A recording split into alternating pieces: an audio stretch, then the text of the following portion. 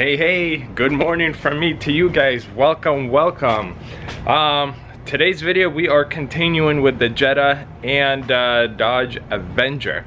I have so many Dodges that have a Dart, a Caliber, Avenger. I get them all kind of mixed up. I think I got it right. We're working on the Avenger. So off video, I did manage to replace the intake manifold on the Dodge Avenger and a valve.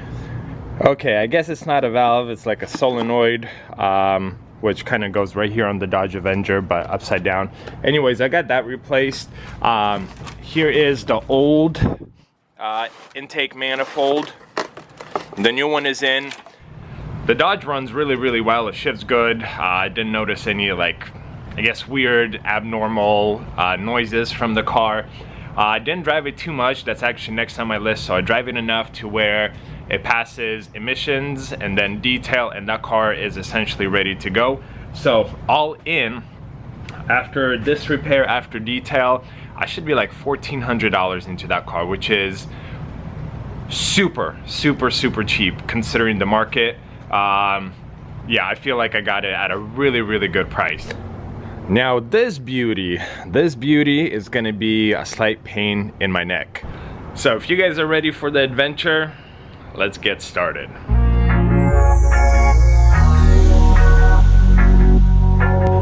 So first I'm gonna start off with, I am very happy I got these plates. As you guys can see, I kind of collect plates, and I'm actually thinking of moving all of these to my lot, like clean up, you know, some dirtier plates and keep them at my lot. I have these, which is the first set that I have, and then I have a whole bunch of plates here. I have a whole bunch of plates at my lot, so I like plates. I want to have one from every state. I am far from that, but because I haven't really been focusing on collecting plates, but when I do get them, it's pretty nice. So the second good thing about this car is it runs, it drives, it shifts good. It makes good power, more or less like transmission, engine are healthy. The downside is the body is a little rough. I think one of the wheel bearings is bad, but I bought two front wheel bearings, so I'm gonna replace both of them because it seems like from both sides, but I know one side is just completely shot. I need to possibly get the fender liner right here. And another bigger issue that I have with this car, let me open the door, this latch is no good, and it seems like somebody was already in here. I'm assuming this is where it kind of goes. So I think I'm gonna try to trim it right around here and see if I could pull, because I tried pulling on the black cable and nothing, so I'm assuming this is the cable that needs to get pulled, and there's two tiny, I guess, strains of metal, so I don't think that's gonna be enough to get it going. This car already went through detail, so essentially once I kind of touch up a few things, in theory it should be good to go. Wheel hubs are on the way. Yesterday when I was driving it, it seemed like I could hear slight squeaking from the brakes. I mean, looking at the pads, there may be 40% left, so not terrible. But let's see if I could see the fronts. Oh, fronts are nearly new. Okay, that's a fat pad. Okay, so I guess maybe I don't need to do front brake pads. I mean, it could be since it was sitting for a little bit. That part is not going to get fixed, but yeah, the main thing I want to know is essentially how to get this hood open so that I could check oil level, see if I need to do an oil change, and then figure out how to have a more or less permanent solution to get this whole thing opened when, you know, it's needed. So I think that's where I'm gonna start. I think I'm gonna start figuring out how to get the hood opened.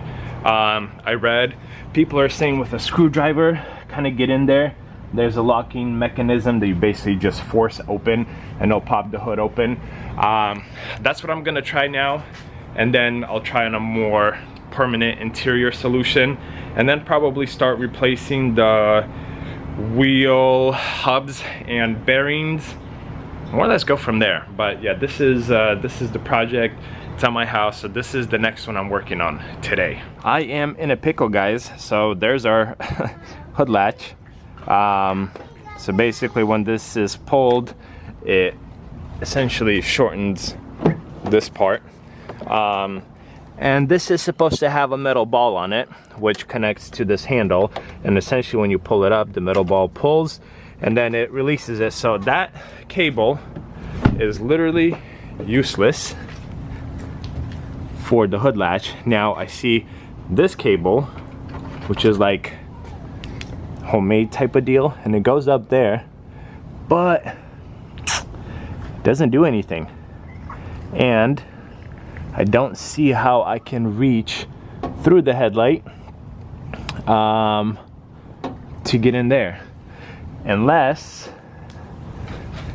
I could take off this headlight bracket. I don't know if there's any other ones, and effectively slide out the headlight. That would give me enough room to hopefully get to the side.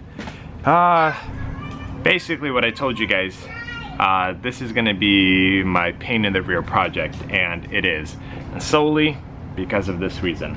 And why I'm worried about this, because if this cable snapped, say 10, 15, 20,000 miles ago, I'm assuming this is really, really old oil, which is bad.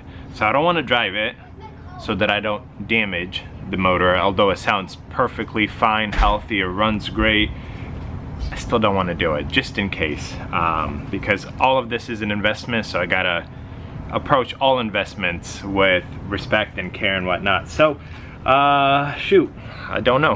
I'm gonna continue thinking, but yay me.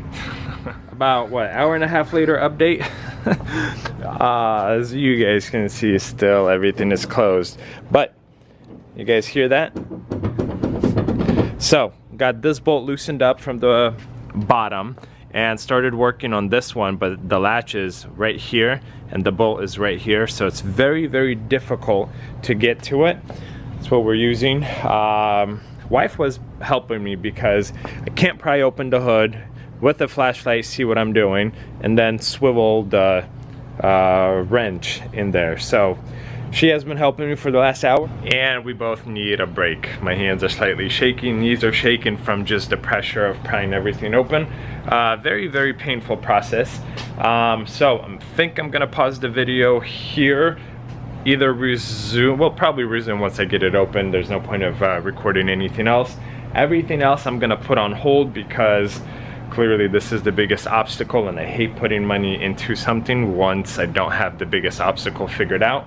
So yeah, I'm gonna go run errands, do a few other things, and hopefully we'll resume with this hood opened. Once it is open, I have no idea what I'm gonna see. I have no idea what I'm gonna need to do with it, but that's kind of the game plan for now. Several days later. We resume a few days later, and with the help of my wonderful wife, look at this, guys. Let me take this out, slide this out. Voila! There's our engine. And I need to find the little prop. There it is. So this is what we ended up doing with a screwdriver. Pried open the hood, basically here and here, and then with a 10mm socket started working on these bolts. This is what they look like. I thought they were going to be nuts, but they're actually bolts. This one was extremely difficult to get to because this handle right here is in the way, essentially. But now that this assembly is here, I want to figure out what's going on. What ripped? Where did it rip? So see, this is what we have from the other side I was showing you guys. I don't know where the heck this goes, why it's here. Anyways, I'm gonna be looking at all of this, but my main priority for opening this, I figured if it was locked, and I think I told you guys, check the condition of the oil. If it's low, if it's fresh, basically need to figure out if I need to do an oil change. So I'm gonna do that, and then off video probably start kind of trying to figure this whole thing out and see what the next course of action is. And you're helping me? Thank you. There's our wonderful lock. Got that out. So this right here is a very terrible homemade way of opening the hood. The problem is when it goes down here, for some reason when I pulled it, it wasn't enough to release it. But pulling it from here, more or less like at a straighter angle, I was able to get the hood to release. So yeah, now I gotta think, what am I gonna do? Because the cable, it basically goes right here, and then so you guys could see a little piece right here, it follows through here. So it seems like this part is totally fine, just somewhere here, and I started to take this off so I could remove 2 more bolts, lift this up, and I should, in theory, yep, see what happens. So let me do that. This is what it looks like. So they took the ball, basically wrapped some wire over it. My question is why, since the ball is here, it should in theory be in here, why doesn't it work? And why did they go down this way? So if I remember correctly, the part in here is clearly broken. This wire right here, because this should also have a ball that essentially goes right in here. You guys won't see it because of the focus. There we go. It'll go in here, and then essentially when you pull this up, it will pull on this, which will pull on that ball, which will pop the hood. So all of that makes sense. But again, if that's the only issue, where the ball snapped off, why did they go through such lengths? That's what doesn't make sense to me. So this end has it, that end doesn't have it. So what do I need to do? Replace this one? That could make sense, because that one is broken. This one essentially is useless to them and they can't pull it. So they disconnected this, tied this on, and now they're able to pull it from here. Because if they would have left that on, they can't pull it from inside with a makeshift. Okay, makes sense now, I think.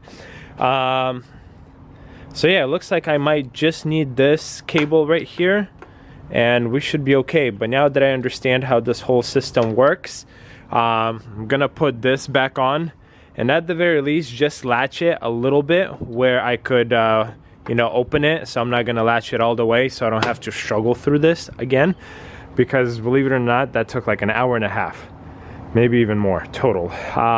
So our oil level is actually pretty good, but this almost doesn't look like, I mean, it almost has like a reddish tint to it. And I've done a lot of oil changes. I don't remember seeing this ever. So either they use some kind of weird oil and then an additive that kind of, you know, changed the color a little bit, or I don't know what's going on with this one. Because judging by this, it's not dark.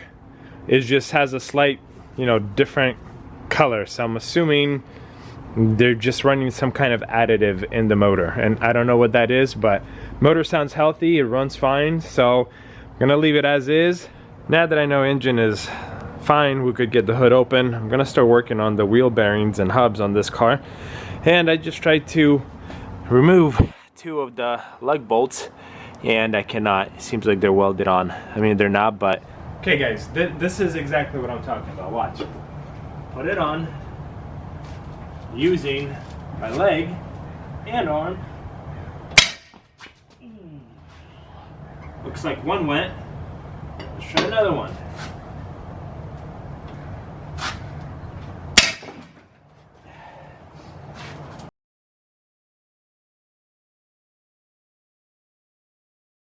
I have come across another roadblock. Yeah, this job is more difficult than I thought it would be. So this is the 12mm, I don't even know how many splines it has, but it's essentially supposed to take out 4 of these bolts that hold the wheel bearing and hub together. And I don't know if you guys will see, but there's like not much room, and it goes in at an angle because the axle itself is a little thick. I don't even know what socket would go in here. I mean, this is the only one that I have, and it's extended, and this is what I used on other Volkswagen Audi models. But this one, the axle just seems a little too thick. So I tried, and it seems like I'm starting to slightly strip it, I guess on the ends where it's not sitting in properly. So honestly, I don't know what I'm gonna do. Am I gonna be able to finish this or not? So this is what works, this size. This is a 12. Also a T55 Torx works, although there's not as many splines, but it does work. The problem is this head right here touches the wheel axle. So what I'm actually gonna do, since this set that I have was very expensive, went to the store and picked up this T55 head and socket, and what I'm gonna do is actually cut it right about here so I could put a wrench over it and then turn it and see if that will work. Essentially, here's the end result. Slice this off and then cut this in 2 pieces and then essentially disconnected it from here. So now we have a T55 bit with more or less no socket. So now it looks like I'll probably need a 10mm or something like that to go on the end of that, but that should be enough for me to get in behind the wheel hub assembly and essentially spin it. So I'm gonna let this cool off because it's really hot, and then we're gonna go from there and see if it worked. Well guys, bad luck. Bad luck. Yeah. Shoot. So I don't know if you guys will see that. I tried working on the bottom one right there. Let me see if I could get focus. No focus. Anyways,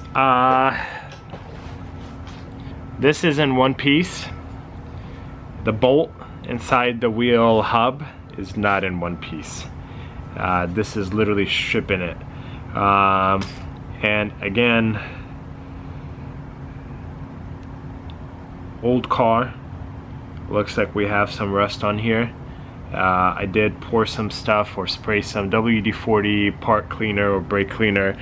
Hopefully clean it up a little bit, but it seems like it's on there really tight, which sucks because one of them is more or less damaged. I'm gonna take another look. So I might not be able to complete this job. I might have to take it to my mechanic and have I don't know, maybe cut off the old wheel hub itself, the whole darn assembly. I don't know. I rarely encounter this, but once in a while I do, and this is one of those situations where I don't know. Alrighty guys, well this video is going to get lengthy, I think, and there's still a lot more to do on this Jetta. So I'm gonna end it right here. I want to say thank you for watching it this far. If you are curious to see how this Jetta progresses, make sure you subscribe to the channel. Make sure you give this video a thumbs up. Drop a comment in the comment section below, and I will see you guys in another video.